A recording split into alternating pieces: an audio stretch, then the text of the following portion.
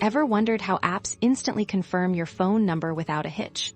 Today, we're unlocking that secret by learning how to receive SMS with Twilio.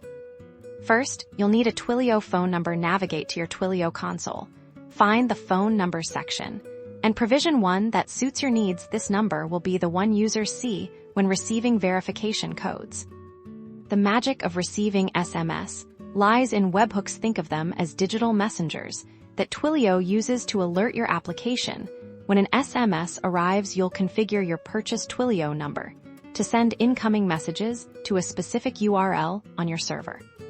In your Twilio console, select your phone number, then go to the messaging settings. Here, you'll input the webhook URL where your application will be listening for these incoming messages. This is crucial.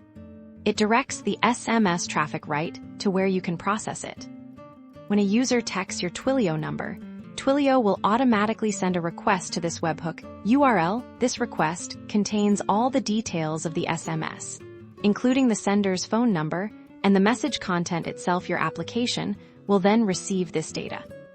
Your application needs to be designed to receive and parse this data. Typically, you'll extract the verification code that the user has sent in the message body. This is the core information you need for verification. Now, the verification part. Compare the received code with the code you previously generated and sent to the user. If they match, you've successfully confirmed their phone number, significantly boosting your app's security and ensuring accurate user data. By implementing this Twilio SMS receiving functionality, you create a robust and secure phone number verification process, enhancing user trust and streamlining your application's onboarding and recovery flows. That's how you receive SMS with Twilio to confirm numbers. Simple, secure, and effective.